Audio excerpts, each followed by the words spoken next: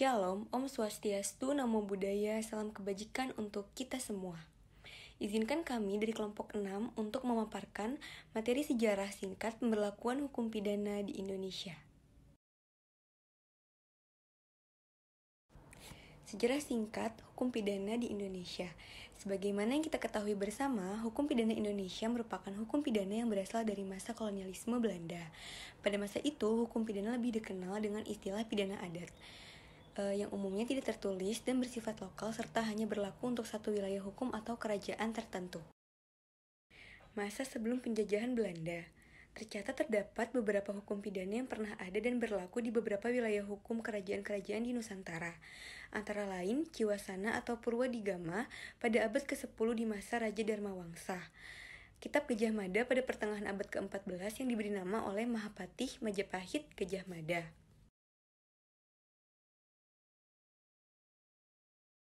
Nah ya, di masa ini yang pertama adalah masa VOC. Hukum yang pertama kali digunakan oleh VOC pada pusat perdagangan mereka di Nusantara adalah hukum yang dijalankan di atas kapal VOC, seperti hukum Belanda kuno dan asas-asas hukum Romawi. Dalam perkembangannya, VOC kemudian mendapatkan hak oktroy, di mana melaksanakan kekuasaan yang dimilikinya yang awalnya hanya di kota Betawi, yaitu semakin lama semakin meluas. Karena semakin luas kekuasaan VOC kemudian mengeluarkan instruksi atau maklumat dalam bentuk plakat atau plakatan, di mana Gubernur Jenderal Van Diemen mengumpulkan plakat-plakat tersebut yang kemudian dikenal dengan istilah Statuten van Batavia. Dengan demikian, pada masa VOC telah berlaku hukum statuten, hukum Belanda yang kuno, dan asas-asas hukum Romawi. Selanjutnya ada masa Basleuten-Regering. Pada masa Basleuten-Regering ini dimulai saat peralihan kekuasaan dari kerajaan Inggris kepada kerajaan Belanda yang berdasarkan Konvensi London. Untuk melaksanakan kekuasaannya, pemerintah Belanda kemudian menunjuk 3 orang komisaris jenderal. Tetapi komisaris jenderal ini tidak mengadakan perubahan peraturan. Nah, maka pada masa ini tidak ada ketentuan baru di bidang hukum pidana. Masa Reglement tahun 1825 sampai 1926. Pada masa inilah beberapa ketentuan terkait hukum pidana, yaitu Kitab Undang-Undang Hukum Pidana Eropa yang diundangkan dengan Satblat, tambahan Kitab Undang-Undang Hukum Pidana Eropa, Kitab Undang-Undang Hukum Pidana Pribumi yang diundangkan dengan Satblat, Polity Star Reglement bagi orang bukan Eropa, Kitab Undang-Undang Hukum Pidana Hindia Belanda yang diundangkan dengan Satblat, nomor 3732.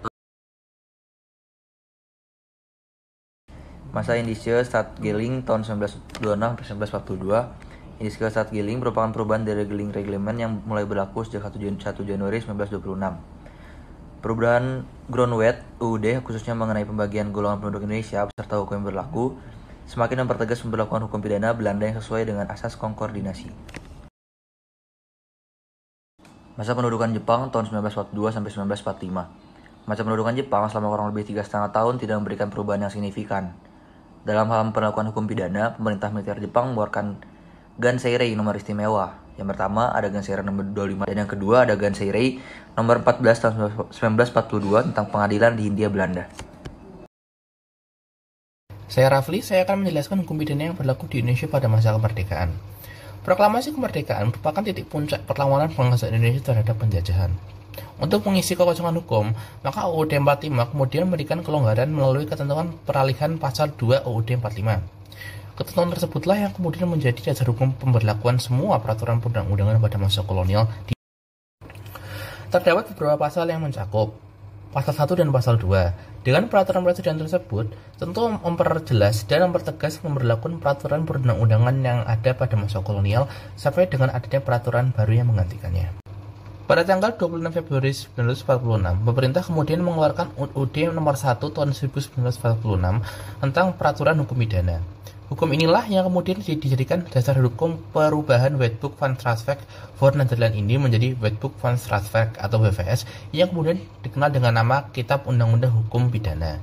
WVS hanya berlaku untuk Pulau Jawa dan Madura.